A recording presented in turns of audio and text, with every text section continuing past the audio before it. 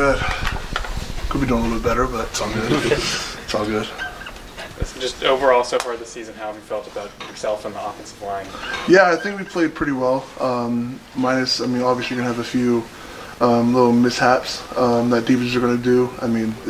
Looking at it, the other team, their defensive line, and their own scholarship too, they're getting paid big NIL money, just like some of we are here. And so, I think we've done really well as a group. I think we could have done a little bit better last week for sure. But, it is what it is at the end of the day. We just got to move on and focus on TCU for this weekend. What do you think was giving you guys trouble this past weekend? Yeah, looking at the film, they were doing small little nuances that kind of broke our rules. I think they saw some of the stuff that we did for UNLV because they had the same kind of structure of defense, and they kind of saw how we protected that, and so they kind of threw a little curveball at it that was a little bit different than what UNLV did. What do you think about how Shane played a guard alongside you? Yeah, I was excited whenever he came in. I know he's a smart guy. He was playing center. Me and him competed all fall camp, so I was never worried about him not knowing what to do or anything like that. I remember when he came in, I think 2 plays after he came in, there was an injury timeout for someone on the other team. And we were walking to the sideline, or jogging over to the sideline together, and he was like, dude, I was so nervous. I felt like a little kid. I was about to pee my pants. It was really funny. But those 2 plays went right behind us and got pretty good. I think it was 4 yards, 5 yards a pop, and so that was really good. It was a lot of confidence I got in him. I'm curious, when you do see other teams start to do that, where they break your rules and what you're taught, how do you guys counter that? Yeah, I think it's just getting on the sideline, getting on the tablet, and seeing what they're doing, and kind of having a talk with Coach A, and also having a talk with Coach Grimes, and trying to figure out what's the best way for us to adjust. Because of the people we're sliding to in protection, or people who were like, hey, we need to focus on this guy because he's one of the best pass rushers. Just something along those lines, and just kind of communicate with each other and try to get everyone, us, as the offensive line, as the entirety offensive line, offensive coordinator, our quarterback, and our running backs. We all have to be on the same page in order for protection to go the right way. You've always been in college football for a while. What's it like now having those tablets available on the sideline where you're able to go over some of that stuff? A while. Make it sound like I'm old, man. It's only my 4th year. No, but it's really cool. I think it feels like a little more professional. I think it's kind of a cool feeling, and then every once in a while you have a really good play, so when you're on the sideline you need a little confidence boost. You can go back to that really good play you had and be like, I can do that. I'm good enough to do it, versus when you have a bad play. But it's a lot easier to adjust, I would say, and then it's a lot easier to pick up tendencies with the iPad. I think that's the biggest thing.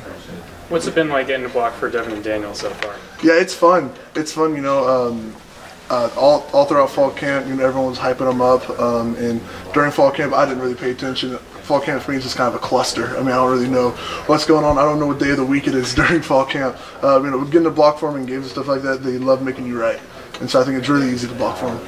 As an offensive lineman, what's the feeling like when you get an end around like the one to Luke Grimm and you turn around, there's nobody to block? Yeah, so I've had, 3 of those now, and 2 of them I've had pretty good blocks, and the one we actually scored on, the corner kind of just avoided me and just kind of fell to the ground. So that wasn't as exciting of a block I got to do, but it was one that got to spring it. But I remember talking with Luke on the side, and he was like, dude, I saw 4 offensive linemen here, and you kick out the end, and there was just nothing. And he was like, I knew that was going to be a touchdown. And so I wish, apparently his GPS was dead. I wanted to see what his mile an hour was on that one, because he was flying. He was moving pretty quick. How'd you spend the weather delay? The weather delay? Yeah. We just I kind of looked at I was talking about some of the adjustments that they made. We were looking at kind of where they were moving to kind of break our rules, and then we were trying to figure out what was the best way for us to attack that versus in the blitzes that they were coming based off of that. It was 90 minutes, so it was a long time of just kind of sitting there waiting and doing that. But I just kind of went through the game to kind of see how the defense was adjusting to things that we were doing. What have you seen from TCU and their front 7 so far? Yeah, they're big, strong guys. 91, he's a transfer from Georgia, and so he knows a little bit about SEC ball, and he's gone against the national championship offensive line that was at Georgia, and so he knows what greatness is. He knows what's a good team. And then number 90, Caleb Fox. I actually played with him when I was in little league ball at South County Football League, so it's pretty cool. but yeah, I mean, just kind of knowing their personnel. They're really strong. They have guys who like to hit. They have guys who know how to avoid. And so it's just knowing who's who and just knowing that kind of personnel. So whenever you're going up to block them on the second level or stick on double teams, you know exactly what to expect. Just playing Arrowhead now, obviously different home environment. How does that change for you guys preparation-wise? Like, what's that like now as you guys go to another home environment? A football game is a football game, to be honest. I don't care about the environment. I don't care if there's a million people at the game. I don't care if there's nobody at the game, and it's like a scrimmage type thing. I'm there to play football, and I'm there to try to win a football game for my team. So, I mean, I'm excited. It'll be really cool to play in an NFL stadium. I've played in a few of them. And so it's always exciting to kind of get to play where all the quote big dogs get to play at. But yeah. When you were talking about breaking your rules, can you give an example, like in terms of one? Yeah. So I'll give an example on one of the pressures I gave up in the first quarter. I think it was the first quarter. We were running kind of a bootleg, and we had a 3 technique. It was number 11, who's a heck of a player. And when he was stunting, we're used to guys when they stunt, it's usually just like a one gap. And so when we do like a naked type, we're in charge of the gap that we're trying to protect, right? Well, my backside guard was locked on to a 2-eye, and so that was his guy, and then the 3 tech looped around to my backside. And so that's kind of a rule breaker for us, because technically I'm supposed to stick on that, and that's supposed to be my guy, but he's not in my gap. And so that's one of those little foobar kind of rule breakers that are kind of frustrating, that kind of happen.